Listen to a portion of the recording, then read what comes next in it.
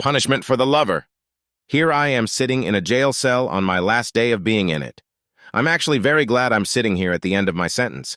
I've learned a lot from the old-timers here. I think the story that brought me to this time and place is very interesting.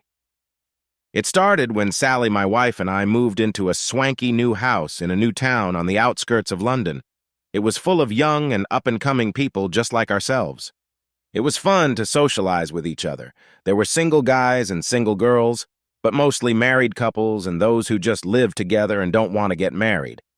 On weekends, there were parties at someone's house. We were all young, energetic, up-and-coming middle managers in various law firms, advertising, and real estate agencies. I was an aircraft mechanic and even made it to supervisor before I discovered I had a knack for sweet-talking people into spending more than they needed on a house and selling them a mortgage at a favorable rate, which was good for me anyway. Sally was a small-time sales manager at an advertising agency. We were all quite well off and life was good. We often gathered at the local wine bar on Friday afternoons to whine about customers who didn't know they were being scammed and pat each other on the back. One Friday, I called Sally to let her know I wouldn't be there until 3 or 4 o'clock. I had some stupid customers to catch up with, and I'd see her there when I was done. I pulled up to the bar just after 4 o'clock, and the usual crowd was gathered there. Sally was nowhere to be seen, so I asked one of the girls where she was. She wasn't feeling well, and Gerald took her home. Sally and Gerald worked at the same agency, so they were somewhat friendly. And it was Gerald, not Jerry or Jer, but Gerald. The problem was that Gerald was a bit of a womanizer and a bit of a jerk when it came to women. He had the attitude, "I'm God's gift to women." And some women seemed to agree with him. We've all seen the drunken fights between Gerald and his wife Fiona over his flirting. Perhaps it wasn't just flirting. They had been married less than 2 years, although they had been together for several years. This is not a marriage made in heaven. Sally and I thought that God's gift to women paled a bit with Fiona. Feeling a little discouraged, I drove home. Gerald's car wasn't nearby, nor was Sally's. She was probably still at work or in the bar parking lot, and Gerald would have driven home in his. Assuming that my wife wasn't feeling well upstairs in bed, I approached the house with some caution, opened the front door, and went upstairs, hearing those sounds that no married man wants to hear unless he's involved. Whoa, whoa, if Mike catches us, he'll kill us, but this is so good. I pulled out my cell phone and turned on the video recorder. I cautiously opened the bedroom door to see Salis making love to Gerald on our bed. I shot a few seconds of video so I would have grounds for divorce and turned the phone off.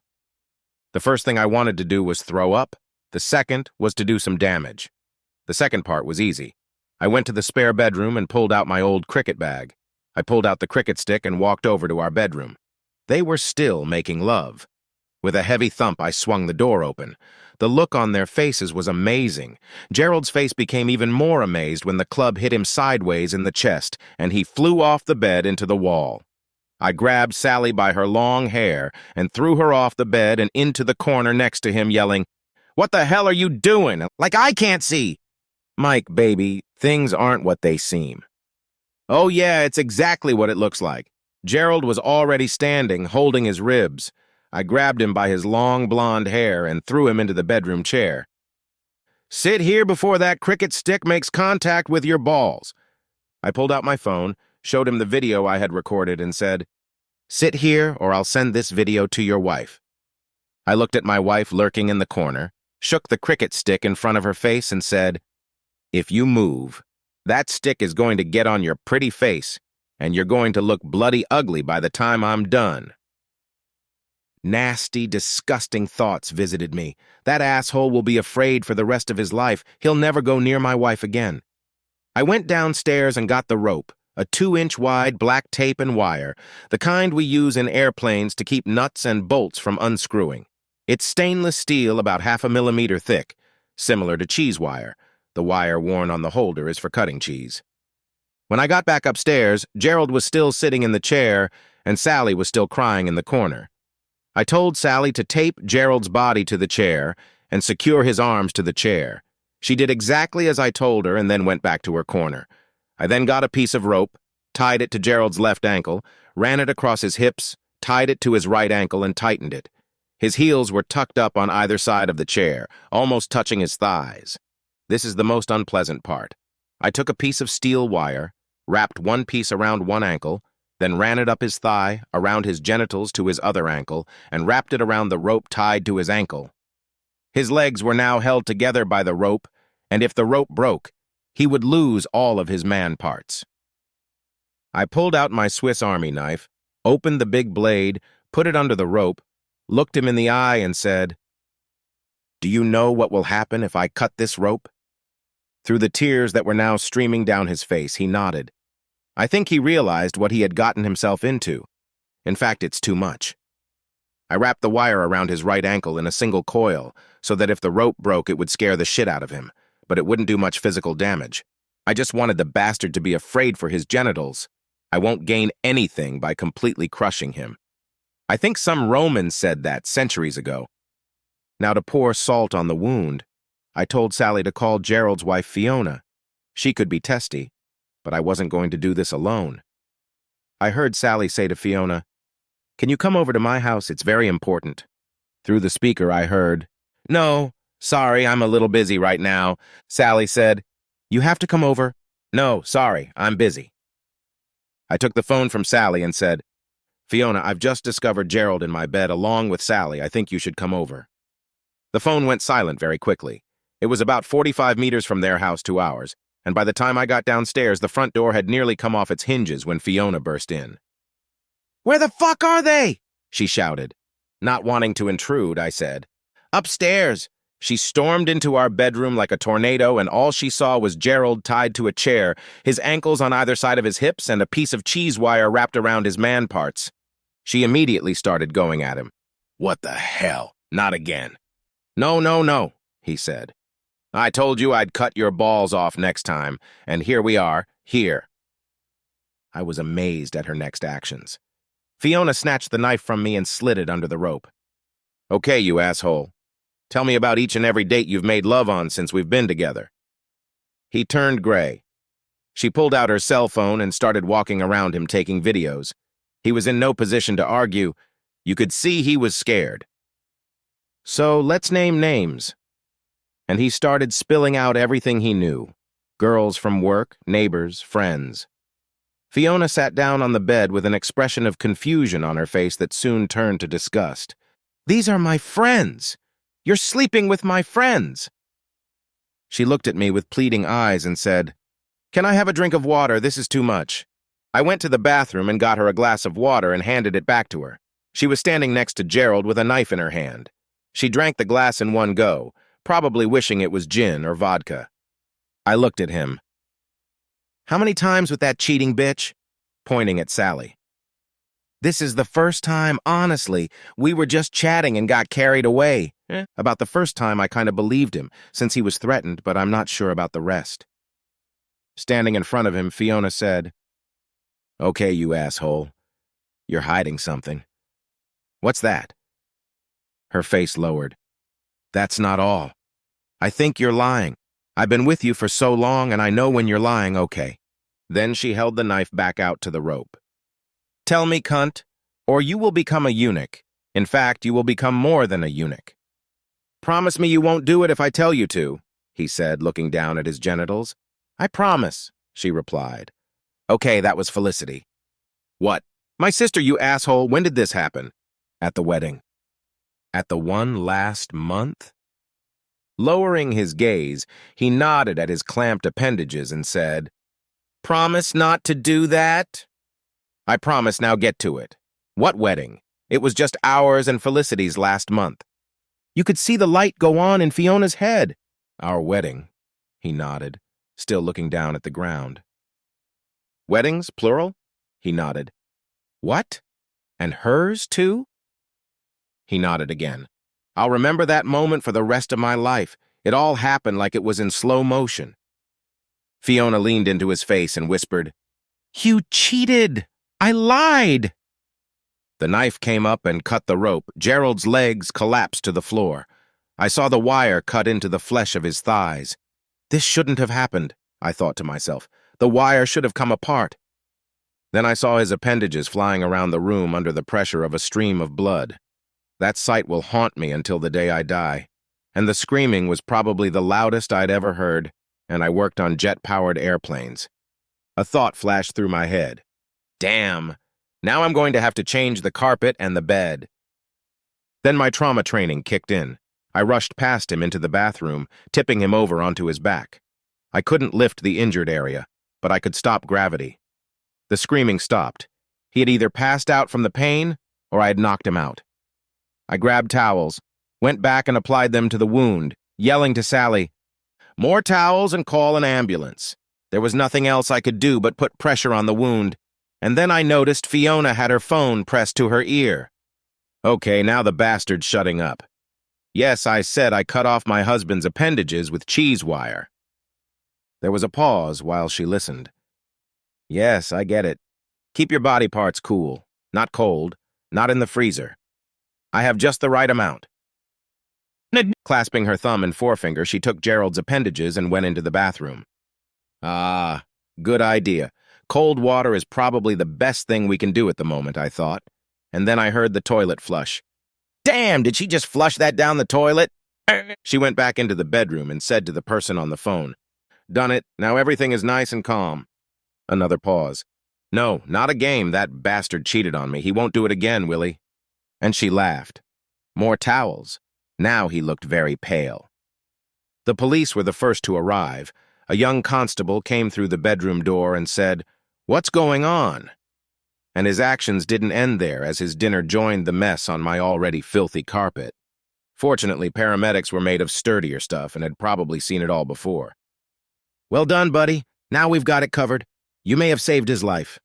Where are the body parts?" he asked. "I think she flushed them down the toilet." Fiona nodded. "Oh, shit," came the reply. She must have been really pissed off. Making love to her wife's sister at her and her own wedding was what had pissed her off. Fiona was escorted to the police car. Sally and I were asked to accompany the police officers to the station after Sally got dressed. The interview with the police officers was fairly straightforward. I told them exactly what had happened from my point of view, including that the wire had not been twisted but should have come off. Fiona told them her story, and luckily for me, she admitted that she had tightened the wire as it was starting to fall off, and she didn't want to ruin the illusion. She was only a woman. How would she know how to tighten the cheese wire? No one believed her, but there was no way to prove it. I went to jail for 3 years for incarceration. I was lucky with the judge. I found out later that his wife was cheating on him. Otherwise, I might have gotten a longer sentence. I guess it helped that I saved his life by what I did. I only served 18 months. There was no charge of bodily harm because I pleaded temporarily insane after discovering my wife making love to one of our friends.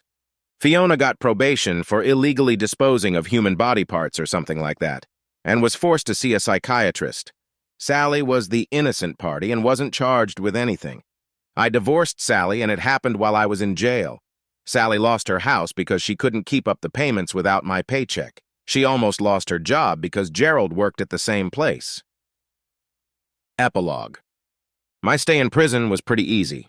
Medical care, television, reasonable food, and when asked why I was in prison, I told the other inmates that I had cut off the appendages of a man I caught with my wife. A bit of a lie, but I said it. I kinda got some respect. I got out of jail on a bright, sunny morning, with a train ticket in my pocket as they found me a job up north. I was surprised to see Sally waiting for me. She had only visited me twice since the divorce became final.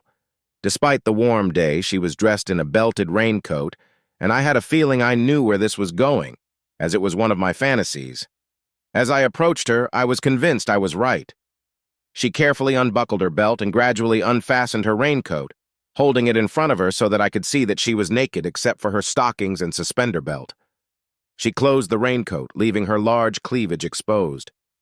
As I approached her, she slipped her hand into mine, and we continued walking. She said, "Hi, honey, now you're out. I'm going to start making it up to you. I have a hotel room booked right around the corner."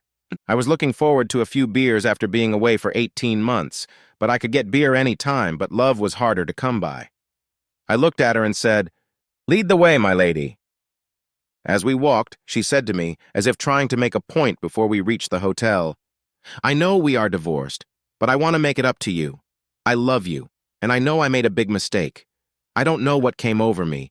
It's all my fault, and I have to take all the blame. It was just fun. It didn't mean anything. You can find a way to forgive me, please. I'll prove that I can be faithful. I know it won't be easy for you to trust me again, but please try. I muttered unintelligibly. Please, just think about it, she asked, and I hummed again. We headed to the hotel, and from the looks we met at the front desk, I realized it was quite common for people to get out of jail and jump straight into a hotel room. She swiped her card and we entered the room. There was a bottle of gin and several bottles of tonic on the dresser. She smiled and said, "You'd better get undressed while I get us some drinks." There was no grace in that.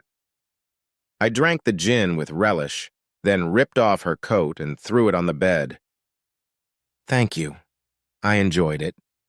I took a leisurely sip from my glass of G&T and then looked at her and said, "Where do you think we should go next?" She lay in my arms, looked me in the eyes and said, "I know it's my fault. I hurt you. I should have said no, but I got carried away and it won't happen again. I can promise you that." "But I heard you say he was good. He was better than me?" "No, he wasn't as good as you. He was shoddy. I was trying to boost his ego so he'd be stronger. He's no match for you." I thought to myself, not anymore. "So you risked our marriage for a little fun and he wasn't even as good as me. That's very disappointing. I know I was wrong. It was my mistake. What do I have to do to get back in your life? I have been celibate for the last 18 months since that day. I don't want anyone else. I only want you. I know it won't be easy for you to forgive me. I'm not sure you can. But I won't stand up again, twice bitten. I'm not going to risk losing you again. I'm not likely to make the same mistake twice. Can we try, please? Can we at least try?" I let her finish her little speech. "When you work as a real estate agent and executive, you become a bit of a psychologist and learn to read people by their actions and words." I went to the bathroom to take a shower. When I came back, I could tell she wanted more, and she had that token, sweet, sexy look that I knew so often when she wanted something. I looked at my watch and started to get dressed, making her kneel down so we were the same height. "Are you leaving?" I looked at her. She was embarrassed, but very sweet. "Yes, I have a train to catch." "But why?" I looked at her and answered, "The prison found me a job at an estate agency in Merseyside. It's just paperwork for now, but I think I can make a success of it. I'll think about your offer." By then I had dressed, and reaching the door, I opened it. I looked back at her and said, "It would be easier for me to decide in your favor if you apologized." I heard her shout, "No!" As I closed the door. I lied, took the train to Lincoln, and went back to my job as an aircraft mechanic. It didn't pay as much as real estate agency, but at least the people weren't jerks. The last I heard of Fiona was that she was dating a biker, and Gerald was now called Geraldine. Not Jerry, not Jer, but Geraldine. The end!